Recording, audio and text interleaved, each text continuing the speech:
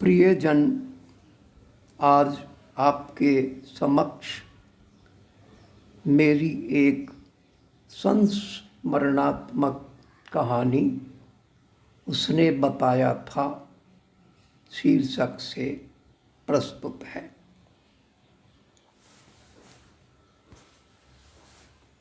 यद्यपि वे अपने सनातनी सांस्कृतिक धर्म पिता और प्रकृति माँ की तीसरी और नवीं संतान हैं, ज्येष्ठ और पौष माह।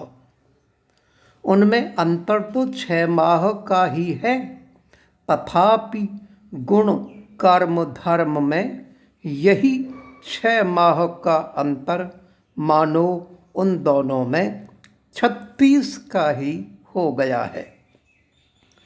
दोनों एकदम एक दूसरे से विपरीत, एक आग आग तपाता और एक हाड़ हाड़ कंपाता, एक रोम रोम झुलसाता और एक रोम रोम झुरझुरी छुटाता, एक अंग अंग गलाता, एक अंग अंग जलाता, एक तन का तार तार उतार देने को विवश करता और एक तन पर और गाबे लादते जाने को बाध्य सा करता। पर बचपन हर गम में बेगाना होता है, जवानी दीवानी होती है, रोना मरना तो सब बुढ़ापे का ही होता है। बचपन और जवानी ने तो न कभी गर्मी जानी न सर्दी। आज जब वह स्वयं अपनी 67 वर्षीय अवस्था में चल रहा है तो उसे ये सब सर्दी गर्मी महसूस हो रही हैं।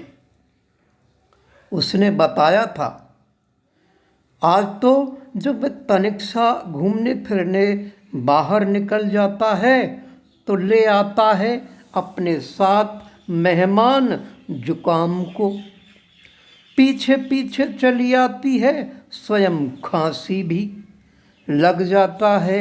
फिर वह उनकी आओ भगत करने में, स्वागत सत्कार में, तीमारदारी में, कभी काढ़ा, कभी कोई अवलेह, कभी एंटीबायोटिक आदि आदि, मनुहार में च्यवनप्राश, गोंद मेथी के मोदक, ड्राई फ्रूट्स आदि आदि।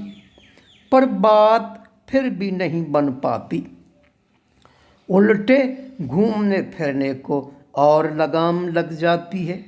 सुनना पड़ता है सो अलग, सुनना तो बचपन में भी पड़ा पुरानी पीढ़ी से, अरे बाहर मत निकलो सर्दी लग जाएगी, फिर स्वयं परेशान होगे, हमें भी परेशान करोगे। आज नई पीढ़ी से वही का वही। बचपन में तो सुनकर भी उनके कथनों की कभी परवाह न हुई, लेकिन यह वर्तमान अवस्था तो डराती भी है। बचपन निर्भीक निशंक होता है, बुढ़ापा भीरू सशंक होता है। बचपन में कैसा खाना, कैसा पीना, कैसा ओढ़ना, कैसा पहनना, कभी परवाह ही नहीं की। आज परवाह करते करते भी पार नहीं पड़ रही। जवानी ने बैल बनने से ही फुर्सत न लेने दी। बैलों को कैसी गर्मी कैसी सर्दी, उनको कोई फर्क नहीं पड़ता। पर अब तो उसकी आई हुई मेहमान पूरे पूरे पखवाड़े ही उसके यहाँ बनी रहती है। ऐसे में बहुत याद आता रहता है उसे उसका वह बालपन।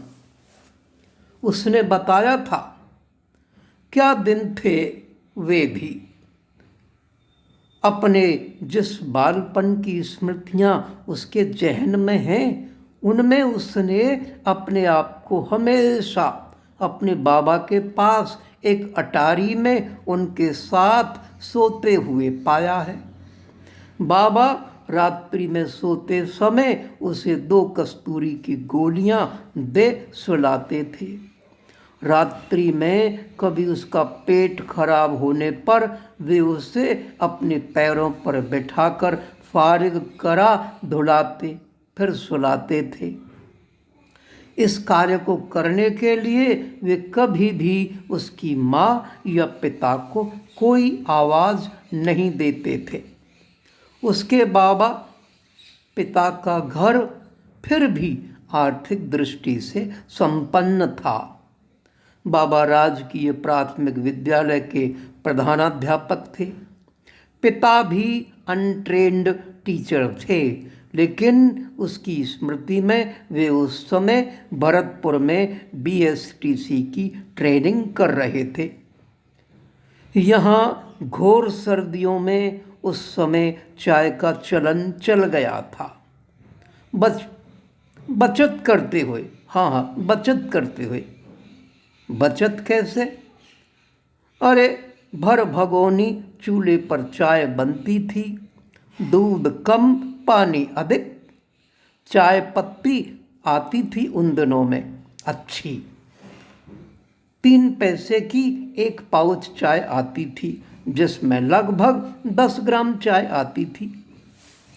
वह स्वयं चाय की 2 पुड़िया, पिता के लिए 10 पैसे का एक बीड़ी का बंडल प्रतिदिन प्रातःकाल लेकर आया करता था। चाय में मीठा बरेली गुड़ का डाला जाता था। चीनी कभी कभार ही डलती थी। कई बार चाय फट भी जाया करती थी।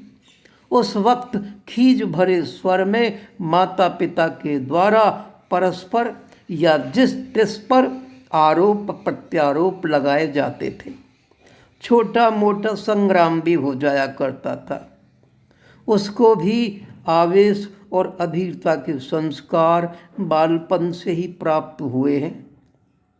चाय में अदरक भी डलती है, ये तो उसने स्वयं ने ही अपनी प्रौढ़ावस्था या कहूँ कि अपने जीवन काल के 50 वर्ष बाद ही जाना। ये सब उसकी 3-4 वर्ष की अवस्था की ही बातें हैं। उसने बताया था उसकी ननिहाल आर्थिक दृष्टि से संपन्न नहीं थी उन दिनों। 3 शेड मिट्टी की दीवार वाले 2 कोठे, एक छोटी सी कोठरी, छप्पर का चौका और बैठक, छोटी सी कच्ची बाखर, घर के सामने ही एक गाय एक भैंस के बांधे जाने का स्थान। पर इस सब में भी शांति और सुकून बहुत थे। किसी प्रकार का कभी भी न तो अभाव ही खला था, न कभी किसी प्रकार की आवश्यकता ही अनुभूत हुई। तन मन जो कुछ था, जैसा कुछ था, उसी में संतुष्ट था। बचपन में बादाम, काजू, किशमिश आदि तो कभी देखे ही नहीं। देखे दुकानदार के यहाँ रखे हुए, हाँ, कभी कभार अधिक सर्दी होने पर कुछ छुआरे भुने हुए जरूर मिल जाया करते थे। लेकिन ननिहाल की तो मानो गांव गलियों की फिजा में ही शांति सुकून घुले मिले हुए थे। इस शांति को जब तक भंग करने वाली थी तो उसकी माँ ही थी। नाना जी को वह चुपचाप नानी से कहते हुए सुनता था, देवी मड़ से कैसे बाहर हो रही है, देवी कैसे प्रचंड हो रही है। उसने बताया था मेरे बचपन के आधे समय के ननिहाल में ही व्यतीत होने का एक बहुत बड़ा कारण भी था। हम अपने माता पिता की 8 संतान हुए। 6 भाई बहन तो ननिहाल में ही जन्मे। हमारे दादी, ताई, चाची, बुआ आदि कोई भी माँ की प्रसव के समय सहायता देने को नहीं थी। फलतः महीनों हमें उस समय अपनी ननिहाल में माँ के साथ अपने गरीब नाना नानी के यहाँ ही रहना होता था। वे भी क्या करते बेचारे, वहन करते, सहन करते। उनकी पुत्री और पुत्री की संतान जो ठहरे, फिर क्यों ना मेरा मन वहाँ के वातावरण में सुकून पाता। सभी लोग उन दिनों हमें चाहे गुड़ न दे पाते, मगर गुड़ जैसी मीठी बात तो करते थे। बाद में कुछ बड़ा होने पर तो मैं वहाँ अकेला भी चला जाया करता था। अफसोस यह सुनकर होता है आज अपने भाइयों की संतानों से, है माँ बाप के माँ मानते भी कोई रिश्तो, हमें ना रखनो ऐसो रिश्तो। उसने बताया था यही पौष का माह होता। हम सब भाई बहन, माँ, नानी, मौसी, मामा एक कोठे में ही जमीन पर ही पहले बोरियां, उनके ऊपर गुदड़ियाँ, कुछ गद्दे, चादर आदि बिछाकर सो जाते। एक रजाई में 2 जने तो साथ होते ही थे। नाना जी उन दिनों जयपुर में गोपीनाथ जी के मंदिर में कथावाचक थे। कभी जब वे गांव आते थे तो दूसरे कोठे में जो आधा तो कड़वी या तूड़े से ही भरा रहता था, उसी में एक चारपाई बिछा सो जाया करते थे। कभी कभार मैं भी उनके पास जा सोता था। उसी कोठे के एक कोने में चाकी रहती थी। प्रातः यद्यपि आँख खुलना तो मेरी नानी के चाकी चलाने पर चाकी की मधुर मधुर ध्वनि से ही हो जाया करता था, तथापि हम बच्चों को इतनी जल्दी बिस्तर से और कोठे से बाहर नहीं निकलने दिया जाता था। लगभग 6 बजे बाद ही निकलने दिया जाता था। उसने बताया था बचपन में उसे एक बीमारी थी। रात्रि में यदा कदा उसका पेशाब बिस्तर में ही निकल जाता था। परिणाम स्वयं के साथ दूसरों को और परेशानी, डांट फटकार, मारा पीटी। सजा उसे अलग एक बोरी पर उसके ऊपर कोई गुदड़ी डालकर पटक दिया जाता। वह ग्लानि से कुंठित रहता। कुछ दिनों में यह घटना विस्मित हो पाती कि पुनः वही पुनरावृत्ति हो जाती। आज जब उसके पोते ये करते हैं तो उसे अपने वे दिन याद हो आते हैं, पर वह उनके प्रति कठोर नहीं हो पाता। उसके पुत्रों को यह रोग नहीं रहा। शैशव काल की बात अलग है। सर्दी की हमारी ड्रेस प्राय खादी के कुर्ते पायजामे बाबा सिलवा कर देते थे। माँ मौसी के द्वारा अपने हाथों से बुने हुए स्वेटर जर्सी हुआ करते थे जो प्रायः टाइट होते थे। वे अक्सर टाइट ही बुनती थीं। मैं उन्हें पहनने से बचता फिरता था और मामा जी की कोई पुरानी छोटी हुई जैकेट पहनकर अपने आप को शहंशाह समझता था। उन टाइट स्वेटर जर्सी को पहनने में मुझे बड़ी उलझनाहट होती थी। जैकेट की जेबों में यदा कदा मिली हुई भुनी हुई मूंगफलियां रखने और उन्हें इक्की दुक्की खाकर कई कई दिनों तक चलाने में बड़ा गर्व का अनुभव हुआ करता था। उसने बताया था, पौष का शीत तो सभी जानते हैं। शीत तो आखिर शीत ही होता था। कपकपी हमें भी छूटती थी, धूजनी हमें भी लगती थी, नहाते समय दांत हमारे भी किटकिटाते थे, मुंह से भाप का इंजन हमारा भी चलता था, पर बस बचपन परवाह नहीं करता। बेचारी नानी कब सुबह जंगल हुआती, कब स्नान कराती, हम कभी न जान पाए। हम तो जब उठते थे तो इतनी हाड़ कपाटी ठंड के बावजूद वे चाकी से पसीने पसीने हुई ही उठती थीं। चाकी पीसते वक्त जो वे मनमाना जो कुछ भी गीत भजन गा लेती, वही उनका संपूर्ण पूजा पाठ कर्मकांड हुआ करता था।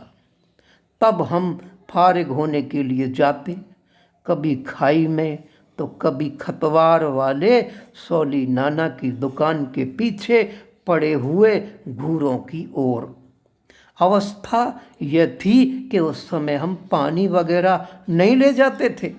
वह कार्यक्रम तो घर आकर मौसी के द्वारा या नानी के द्वारा और दिखावटी तौर पर डांटते हुए मामाओं के द्वारा ही संपन्न होता था।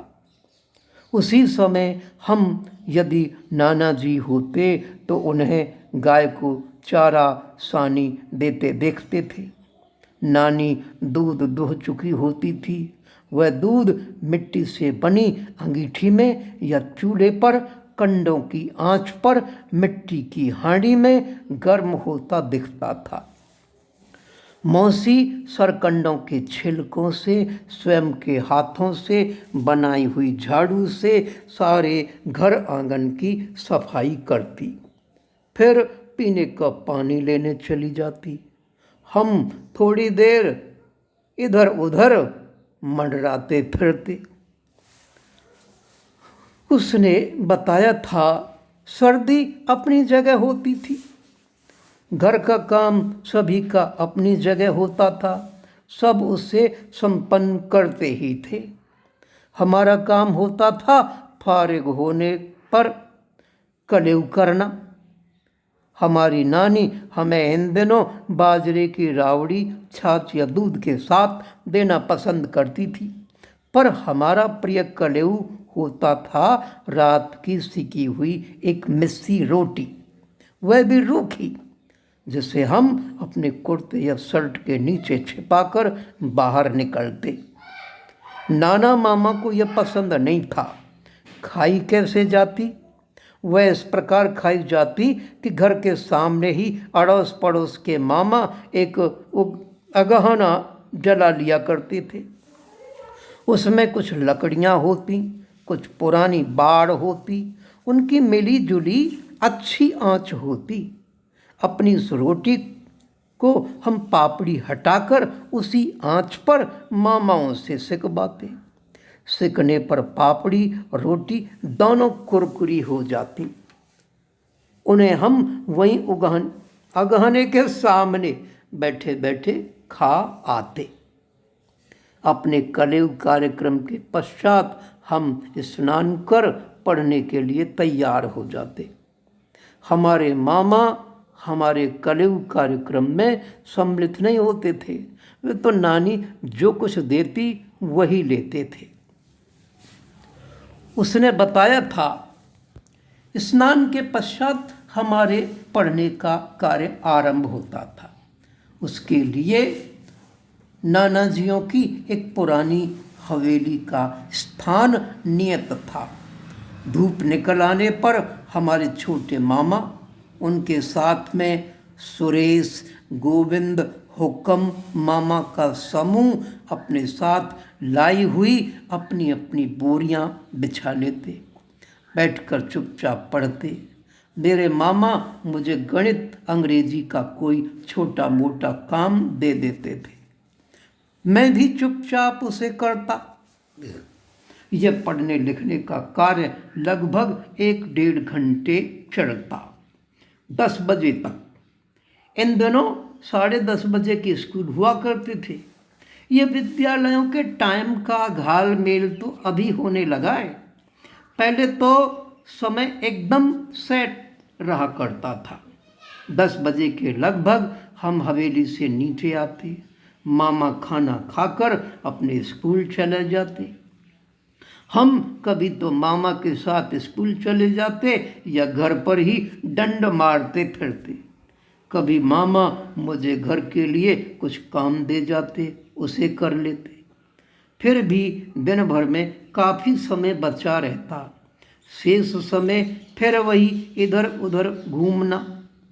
कभी मौसी के साथ कुंडे पर चला जाता, कभी नानी के साथ खेत पर चला जाता। नानी को या मौसी को खा पी कर सोने का कहाँ समय। जैसा आज घरेलू औरतों का तो नियम ही है, दिन में भी सोना। नानी अपने खेतों से गाय भैंस के लिए घास खोद कर लाती थी या पाला काट कर लाती थी। घर आकर पाले की कुट्टी करती थी। उसने बताया था, सर्द हवाओं के चलने पर नानी मुझे अपनी किसी सूती धोती को दोहरी कर उसके ऊपरी दोनों छोरों को, धोती के दोनों छोरों को मेरे गले में एक बल लगाकर गर्दन के पीछे गांठ बांध देती थी। मुझे सर्द हवाओं से बचाने का यही एक उपाय उसके पास होता था। हम वही पहनावा ओढ़ पहनकर उछलते कूदते बादशाह बने फिरते थे। दोपहर ढलती, सांझ उतरती, घर में दिए बत्ती होते, चूल्हे जलते, धुआं उठता, राबड़ी रंधती, रोटी सिकती, दूध राबड़ी रोटी मिलती। खाना खा हम अपने बिस्तर में और मामा लालटेन की रोशनी में पढ़ने लगते। वे 9 बजे तक पढ़ते थे। उनकी प्रतीक्षा करते हुए कभी हम जागते भी रहते, कभी सो भी जाते। फिर नवीन प्रभात, फिर वही दैनिक चक्र। पौष का आना जाना बालपन में हमने कभी न जाना। हाँ, उन सर्दियों से मुक्ति पाने के लिए हम होली गणगौर का अवश्य इंतजार किया करते थे। उसने बताया था, इसी पौष के माह में एक त्योहार अवश्य आता, संक्रांत, मकर संक्रांति। पूरे पौष माह में इस त्योहार का एक विशेष आकर्षण हुआ करता था। पता हमें लग पाता संक्रांति के दिवस की पूर्व रात्रि के अंतिम प्रहर में। बाहर होने वाले मौसियों के शोर शराबे से, जब वे कुओं या कुंडों से एक साथ झुंड के झुंड में स्नान करके लौट रही होती। शायद रात्रि में ही वे अपने घरों के सामने कुछ सूखी लकड़ियाँ, बाड़, करील के सूखे झाड़ आदि का बड़ीता अगहना जलाने के लिए सम्मिलित रूप से रख जाया करती होंगी। आकर वे उसे जलाती और वार्तालाप करते हुए उसके आगे तापा करती। मैं निकल कर देखता तो अगहना होली की ऊंची लौ के समान जल रहा होता। मौसियाँ उसके चारों ओर नहा धोकर अपने सिर के गीले बाल फैलाए खड़ी खड़ी ताप रही होती। दिन भर सतोलिया, पच्चीट, गिल्ली डंडा, राउंडल खेलने खिलाने का शोर शराबा होता रहता। स्कूल में वॉलीबॉल की धूम मची रहती। मौसियों का दल खेतों में चने का साग, झाड़ी भेर खाने को निकल जाता। उसने बताया था, संक्रांत वाले दिन घरों में कुछ जल्दी ही चूल्हे जल जाते। घर घर अपनी सामर्थ्य और सुविधा के अनुसार कढ़ाइयों में कढ़ा मीठा तेल चढ़ जाता, जिसकी गंध हवाओं में घुल मिलकर वातावरण में गमकने लगती। चौड़ा मूंग की दाल के बड़े, गेहूं बाजरे के आटे के पुए गुलगुले कढ़ाइयों में छन छन कर नृत्य कर रहे होते। एक थाली के चारों ओर झुंड बनाकर हम लोग उन्हें गरम ठंडे से जलते झुलसते जीभ गालों से एक साथ खा रहे होते। साथ में नानी का निर्देश पा रहे होते, अरे ठंडे हो जान दो बेटा, ठंडे हो जान दो। खा पी कर सुख निद्रा में लीन हो जाते। उसने बताया था, फिर तो कब बचपन चला गया, कब जवानी आ गई, नौन तेल लकड़ी का फिक्र कब पड़ गया पता ही न चला। जवानी का एक प्रसंग याद आया, पढ़ लिख तो लिया, नौकरी नहीं मिली, टेबल ट्यूशन करता। एक संक्रांत जा पहुंचा ननिहाल। नाना अब बहुत वृद्ध हो गए थे, मामा नौकरी करने लगे थे। मैं एक डावर च्यवनप्राश का डिब्बा लेता गया, जाकर नाना जी को दे दिया। डब्बा देखते ही उनकी आंखों की चमक बढ़ गई। डब्बा लेकर उन्होंने अपने पास रख लिया। उनकी आंखों की चमक देखते ही मुझे डब्बे की कीमत प्राप्त हो गई। फिर विवाह होने, नौकरी लगने पर पत्नी के साथ यही कार्यक्रम एक बार पुनः दोहराया। मन चाहे आशीष भी लेकर लौटे। बंधुजन, हम सरीखे मध्यम वर्ग के लोगों के जीवन में त्योहार उत्सव आदि फिर भी मन जाते हैं, लेकिन इसी पौष माह के दिन उन बस ट्रेन बाजार आदि के फुटपाथों पर ही कुछ रातें क्या अपना जीवन ही बिताने वाले लोगों के कैसे मनते हैं ये त्योहार। वे सिर्फ तभी जान पाते हैं कि आज कोई त्योहार है जब कुछ दानदाता उन्हें वहाँ आकर कुछ दान देकर अपने लिए पुण्य कमाते हैं।